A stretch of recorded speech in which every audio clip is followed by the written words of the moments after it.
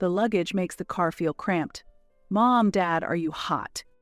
Yes, it's tough to go home in this cramped space. Nicole, do you understand what we're trying to say? Suddenly questioned. I was flustered. What do you mean? You don't understand what we're saying? You should be grateful for the chance to walk home for 5 hours. It's good for your health, and you should be grateful for such an opportunity. At this, I finally reached my limit. Fine, I'll get out of the car. Walking is easy enough. In fact, I can already see our house. Seeing them laugh at what I said, I had a clear plan. I was looking forward to retaliating fully for all I had endured up to now. I, Nicole Hansen, am a 27-year-old housewife married for half a year. I met my husband, John, in a university hiking club. We are both active and often go on trips on weekends. We became close quickly because of our shared interests. John was always the central figure in the club, actively involved in leading everyone with his opinions when decisions were needed. Since we became lovers, John has always been leading our relationship. I want to eat Chinese this weekend, it's been a while. That's not possible. We're going hiking this weekend. Nicole, prepare lunch for 2. It's troublesome when you suddenly ask for a packed lunch. Are you really trying to argue with me? Thus, John always set our plans, and his word was the final decision. However, I am not the type to assert myself, and I found it easier to follow his decisions. Looking back, this behavior only encouraged his selfishness. I decided to marry John because, although he occasionally showed a selfish side, he seemed fundamentally reliable. However, when we seriously started considering marriage, John made an unexpected comment. Nicole, you'll quit your job when we get married, right? But I really like my current job. Why is a woman arguing? Your job is just a plaything. It's not on the same level as mine. That's why you should perfectly manage the household and support my career, which is more important. For John, my career seemed insignificant compared to his lifestyle and career. His decisions were always final. I pondered over this, but as the days went by, I eventually decided to quit my job and become a housewife. Despite this, I couldn't understand why John wanted me to focus solely on the household when balancing both would make life easier. His true intentions became clear only after our marriage was certain. When we visited his parents to announce our engagement, I faced the reality. Mom, this is my future wife, Nicole. She's going to quit her job and enter the household. Really, I hope she'll moderate her dependence on my wallet. Her abilities are low, but please approve of our marriage. Even though it was John who suggested I become a housewife, his words were harsh. John feels he is fulfilling his role as a dependable husband by making me financially dependent. To him, I was merely a means to enhance his own value. It seems he wanted to show that in front of his mother the most. It was uncomfortable to be demeaned in front of others, including his mother, but if I spoke up, he would get angry, so I continued to endure. Hey, couldn't you marry a more attractive woman? Nicole is modest and plain-looking, and since she doesn't work, it seems she has no special skills. It's like supporting a child with the appearance of an adult. You're really kind to marry such a woman. His mother seemed very pleased with this situation. For her, John appeared as a strong and reliable man who protected me. John frequently accused me of being a spendthrift and openly boasted of his dignity as the head of the family. Despite this, I, who had fallen in love, tolerated his behavior. I thought it was my duty to take care of John. The more burdensome it became, the stronger my dedication to him seemed. Eventually, John even became negligent about putting his clothes in the laundry basket. Originally, he grew up in his parents' house and didn't even understand the basic skills of household chores. Without me, he couldn't even prepare a single dish by himself. Surprisingly, John was proud of this situation, and it seemed natural to him that I handled everything. He felt that earning outside made him the most important, and I should follow his lead. He misunderstood that everything would go his way, and even when traffic was congested, he blamed me. Man, I can't even tell if we're driving or standing. Why did you choose such a traffic-heavy route? I'm sorry, I should have checked more thoroughly. Before I realized it, I had developed a habit of apologizing even for things that weren't my responsibility. 6 months into our marriage, summer arrived, and the increasing heat gradually became unbearable. Nicole, let's go to a cool place for our next break. I've already booked it, John suddenly declared, and I was surprised. Reservation. What about my schedule? I asked. Don't argue. A housewife like you doesn't have plans, he said. Thus, the travel plans were easily decided, and when I saw the credit card bill at the end of the month, it was significantly higher than usual. John, this month's bill is unusual. Is there a mistake? Should I contact the card company? I asked. What? No, it's correct. Because it's for 6 people, he replied. At his answer, I became even more puzzled. 6 people. Why? Obviously, the summer retreat includes my parents and sisters. It can't just be us having fun. It's nice to use one's money for filial piety. No, I wouldn't want to think you're such a terrible person who skimps on family expenses. Since you don't usually do anything, let's make it meaningful this time, he said. While filial piety was admirable, I was upset about the card being used without consultation, and I couldn't stand being made to feel indebted. Why did you decide such an important thing on your own? I questioned. You're bad at thinking, so I'm planning everything. Is there something wrong with my choices? If so, present your arguments and try to refute my opinion, John insisted, not yielding as he justified his actions. It was unavoidable to use the dowry my parents gave me at the time of marriage to settle the payments. My peace of mind was lost, and John's tyranny was intensifying.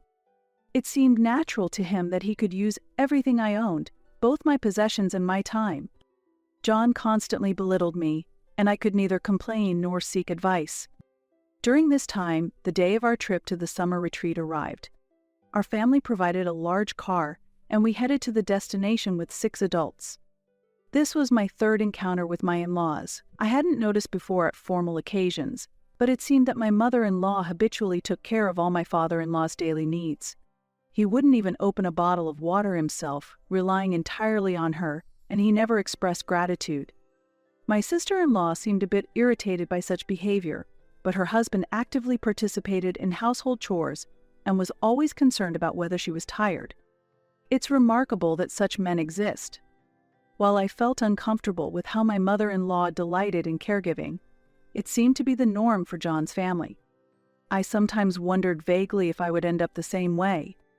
My mother-in-law, who holds somewhat conservative views, seems to want to conveniently use me as her daughter-in-law. Contrary to her devoted actions towards my father-in-law, she was strict with me. Nicole, how about that restaurant for dinner? My mother-in-law suggested, and I nodded. Yes, I think that would be good. Then, as if she had expected it, she said, then you should make the reservation. You want me to make the reservation? I was surprised. Of course you really don't notice anything, do you? It's typical for the new daughter-in-law to handle household matters. You should rather be the one to say, I'll make the reservation. For her, a daughter-in-law was someone who should fulfill all her demands, a means to carry out her desires. Watching how she doted on my father-in-law, she probably expected the same from me. Indeed, caring for my in-laws has also been added to my responsibilities, making it even more burdensome. Like John, the silent pressure was intense, and I was not allowed to object. The only support I had was from my sister-in-law, Anna, who was older than John and managed her tasks very efficiently. This was our first real conversation, but even during group activities, her ideas were logical and insightful, highlighting her intelligence. Anna intervened whenever my mother-in-law tried to force me to work. She knew how unpleasant it was to be imposed upon by a mother-in-law because she had experienced it elsewhere. John said nothing to his mother, seemingly enjoying his time at the summer retreat. This cool breeze is really pleasant. It might be nice to live in a place like this in the future, John remarked, and my mother-in-law took a deep breath of the fresh air and agreed with him. Truly, it would be ideal to spend our retirement like this. However, this area seems expensive. It's an unreachable dream for us, she spoke with genuine regret. Taking advantage of the trip, my mother-in-law actively moved around, visiting tourist spots and souvenir shops. During this time, John's geographical knowledge was greatly helpful. Despite it supposedly being his first visit to the area, he walked with confidence, as if he already knew the land well, heading towards the places he wanted to visit. For his parents, John remained their adorable son, and they happily complied with the self-centered itinerary he planned without a single complaint. John, have you been to this area before? I asked. No, this is my first time here, John answered. You seem to know more than expected, even the busy times of restaurants. Yes, well? John's response was evasive. In reality, John was well acquainted with the area, having apparently done quite a bit of research beforehand. Perhaps he was putting his heart into making this trip enjoyable for everyone. Lost in thought, I was interrupted by my mother-in-law's voice. "This is heavy, Nicole. Help me, please." It appeared that my mother-in-law had done a lot of shopping, and her hands were full of heavy bags. "Did you buy this much?" "Unlike you, I have many acquaintances. There are many people who need souvenirs. Since I'm carrying so much, it's natural for a daughter-in-law to help. I don't understand why you can't see that. Probably because your parents didn't educate you properly." Being blamed for my parents' supposed lack of education was unsettling. However, my mother-in-law often said such things. Behind her words was the pride that she had raised John well. Her attitude irked me, and I managed to suppress the urge to argue back. Silently following my mother-in-law's directions, Anna frowned at her words. "How can you say such awful things, Mom? Nicole, I'm sorry. I'll carry it with you. Think of it as taking care of the elderly." "The elderly? Why would you say that to your parents?" "I can't clear my mind unless I say it. If it's frustrating, please be independent and don't rely on us." The stress of needing to attend to not only John but also my in-laws was palpable, but with Anna's support and the novelty of the new surroundings, I was reminded of my past romance. John's leadership was reassuring in such situations.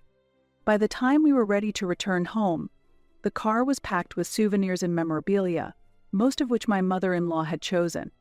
She didn't just buy souvenirs, she bought everyday items in bulk, claiming, "This place is cheap." The luggage made the car feel cramped. "Dad, Mom, are you hot?" "Yes, it's tough to go home in this cramped space. Nicole, do you understand what we're trying to say?" Suddenly questioned, I was flustered. What do you mean?" "You don't understand what we're saying? You should walk home for 5 hours." "What? Walking home is impossible." "Our home is located in a place where you can't return without using the highway from where we are. Walking home would be a joke." Though we could normally send the luggage by courier, they hesitated because they were reluctant to pay the shipping costs. Using a courier service is a luxury, isn't it? It negates the purpose of coming by car. Compared to that, making you walk is free. It's good for your health, and you should be grateful for such a chance. Normally, I was told not to argue back, but this time I reflexively objected. In response, John and my mother-in-law frowned. "What do you think is more important, your body or all these souvenirs? You have hiking experience, so walking should be your forte. It would be good to enjoy nature on your way back." Upon hearing this, I finally reached my breaking point. I had endured a lot up to now, but there were things I could and could not do. It seems they did not understand this boundary and believed they could say anything to me. "All right, then I'll get out of the car. Walking is an easy task for me. In fact, I can already see our house." John and his mother laughed out loud at my words, and I heard his mother's voice saying, "What are you talking about? You are saying things that make no sense. Have you lost your mind?" they asked, and I replied with a chuckle. "Actually, there is a cluster of resort homes just a short distance from here, and one of the villas there is mine. I'll be there soon, and I don't need to return to the original house. I'm quite satisfied with this place. My butler will be here shortly to pick me up." "Really, John?" and his mother said, shaken. What I said was true. My father ran a business, and our family was relatively affluent. Actually, my parents had recently bought a house in this area as a vacation home. It seems they were planning to live here in the future. This area was very popular with people relocating from cities. I had been allowed to use the villa freely on the condition that I managed the property during the off-season. I had not discussed this with John, but I had revealed everything to my parents just before leaving.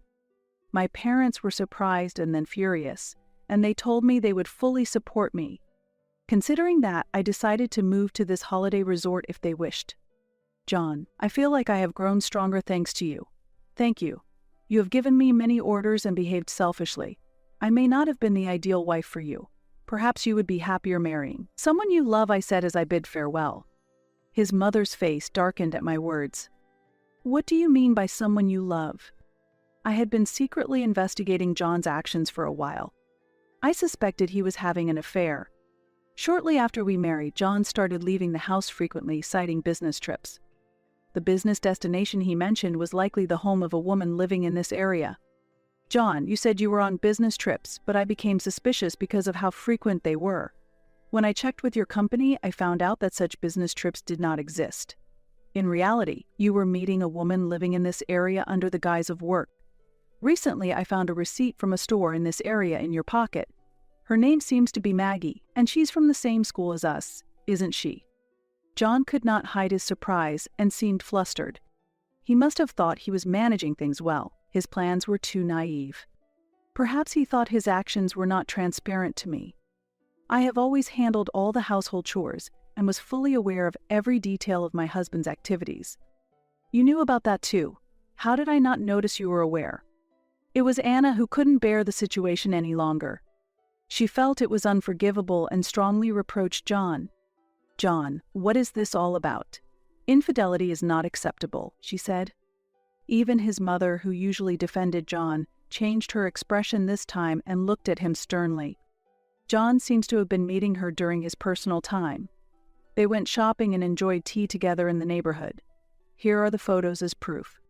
I used my precious free time to secretly follow John through the crowds. If my suspicions were correct, he would surely leave some clues. His mother also saw the photos I took with my smartphone, and her doubts turned into certainty. John, explain what's going on. Pressed by Anna's intense anger, John finally had no choice but to confess. Trying to maintain his composure, he began to speak. All right, I'll be honest. Just before our marriage, I found out via social media that a former classmate lives in this area. She had moved here for a job, and she's someone I was secretly attracted to during my student days. As we started reminiscing about the past, we became closer and closer. He paused for a moment. Everyone held their breath to hear what he would say next. But what he said next was unexpected. However, we are not in a romantic relationship yet. We're just at a delicate stage close to that boundary. It's precisely because it's such a crucial time that I've been coming here frequently on my own. I've decided in my heart to start a new life here with her as my girlfriend in the future, he explained. His affair had just begun. John was not just playing around, he was seriously trying to win Maggie. Hearing this, my discomfort only grew because his seriousness was clear. Moreover, he had been meeting Maggie even before our marriage. What were those days with me then? His parents were also stunned for a while after hearing his story. What are you talking about? What was the marriage with Nicole all about? I made a mistake in my judgment. If I had met them in a different order, I would have married Maggie. My relationship with Nicole deepened by chance, leading to marriage. I comfort myself thinking I was just unlucky, John said. So our marriage was not what he truly wanted. He had been intentionally harsh to me since getting married, hoping I would initiate a divorce. Understanding this, I realized why John had increasingly behaved selfishly after getting married. All his actions were immature attempts to realize his own romantic feelings. It seems he never really considered my feelings from the start. I cannot easily accept being treated with such disdain. Now, I feel nothing for John. Even if his relationship with Maggie was superficial, the fact that he lied and met another woman was true. His selfishness towards me was beyond acceptable limits. I handed him the divorce papers I had prepared in advance. They were ready to be submitted as soon as he signed. John, sign this. You won't regret divorcing, will you? Yeah, that might be good. It'll clear things up for me, and I can date Maggie freely. John signed the papers quickly, as if it suited him just fine. Watching this, I secretly rejoiced. I carefully placed the documents in my bag and then told him, Actually, John, I found Maggie's posts on social media and contacted her. When I told her we were married, she was quite shocked. Maggie was also a close friend of mine. I reached out to her, worried that she might be stealing my husband, but it turned out she already had another lover and was not interested in John. As if to prove it, Maggie openly disclosed that John had been visiting her under the pretense of meeting. It seemed she felt no guilt about this fact. She's getting married this fall, you know. You might have been thrilled to meet someone you admired from the past, but for Maggie, you were just a friend. It's rather comical that you divorced for another woman, only for your love not to be reciprocated. John's face visibly became pale so that even those around us could see. What? Are you lying to deceive me? How low can you be? No matter how much you criticize me, the facts won't change. It seems Maggie hasn't officially announced her marriage yet, but she has shared that information with me alone. At that moment, I showed him the screen displaying a message from Maggie. The content clearly showed that Maggie regarded John as just a kind friend. John looked up in despair after reading the message. I don't even think about remarrying me. I am not someone who marries just to fill a gap. From now on, you should live freely without relying on anyone. John had seen Maggie as emotional support, but with that gone, he was left in a very unstable state. Now that our connection was severed, he had nothing left. But perhaps it's better for Maggie. It would be a pain for her to look after a man who can't even manage household chores for life. She will undoubtedly spend her time with someone far better than you. While I share some blame for indulging you, you have failed as a husband. How has it come to this? Was the last half year completely meaningless? John muttered to himself and fell silent for a while. Yes, you were just being played by a kind classmate. Or perhaps you willingly rolled around.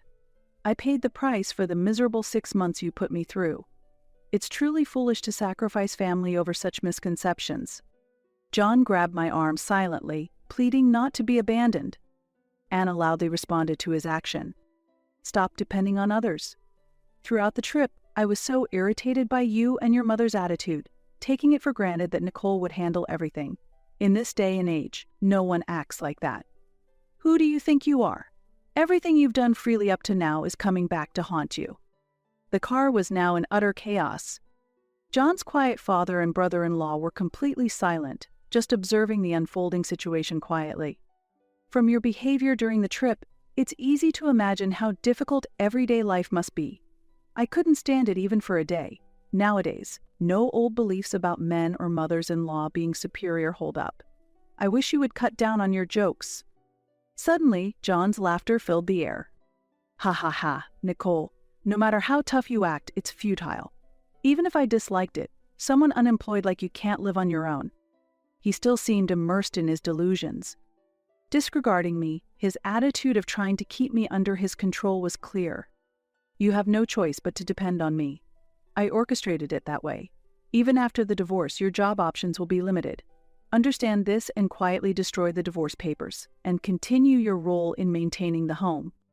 Finally, his true intentions were revealed. To him, I was merely akin to a housemaid. Looking back, even during our dating period, he might have been kind only superficially. In reality, he wanted someone convenient who would manage everything for him without him needing to do anything. Confused by John's words, I responded, "Ha! What are you talking about? I earn more than you, though." John thought I was joking and burst into more laughter. Stop kidding. What can a housewife who stays at home all day do? Don't insult working people. How will you, who knows nothing about the world, earn an income? Ha, who's out of touch? You're the one with issues, unable to manage basic chores and even taking time off work to meet women. All right, look at this. I took out my smartphone and showed him the screen. It was a net banking app, showing a deposit of $500 made during our 2-day trip, with notifications of more deposits over the last few days. I took up selling my handmade crafts as a hobby after you took my job from me. John appeared completely taken aback, as if this was totally unexpected. That was no surprise. I had never mentioned this activity to John. After finding my handmade materials left around the room early in our marriage, John had scolded me, asking what I was playing at. Originally, I started my crafts as a side hustle to contribute to the household, but after seeing John's reaction, I avoided the topic and kept my income a secret. Actually, my recent pieces are selling well and at high prices, selling daily. I'm seriously considering starting a business soon. Honestly, divorcing you is only a benefit to me. I can focus on creating my products and be free from the hassle of taking care of you. John was visibly shocked and muttered, "Starting a business," as he froze. I understand that starting a business requires significant effort, but now that I feel capable of earning my own income, I'm ready to take on that challenge. Unlike you, who just passes time at the company, I'm going to carve my own path. Anna nodded in agreement with my statement. John then slumped his shoulders in disappointment. I feel like the time I was manipulated by you is a waste. From now on, live in a world that suits you. You're not good at facing reality, so I'll leave you alone. Just don't interfere in my life ever again." Anna also agreed with me. That's a brilliant idea. This person has always been dependent on others, taking advantages without doing anything. This time, let's make sure he overcomes the difficulties and reforges his will. At Anna's merciless suggestion, I couldn't help but laugh. Really, that's true. He looks mature on the outside but is still a child at heart. I'm tired of taking care of a grown-up kid. It would be good for him to try living on his own for once. As I mentioned earlier, I'll walk back to my home, just 10 minutes away. With that declaration, I got out of the car and closed the door. Then, from the window, I added something I had forgotten. Your mother said that she couldn't live here, but I apologize that I am the one who will be living in this wonderful place. Please try to make it so you can live here too. I will now freely enjoy my life surrounded by nature. I waved my hand with a smile as I spoke. John and his mother grimaced with frustration. Thus, I managed to finalize the divorce with John, secured a small amount of savings from our marriage, and received compensation for the hardships I endured at home. I used these funds to start a new business. Anna and I have maintained a good friendship even after the divorce. She told me about the events that transpired after I left the car. It was quite a scene after you left. John lost his spirits, and his mother was disturbed by the news of your new business and your cottage. Those two are hopeless. Even if John dates someone in the future, with his personality, marriage would be difficult. I could imagine that situation. Even if John changed his self-centered behavior, a domineering mother-in-law lurked in the background.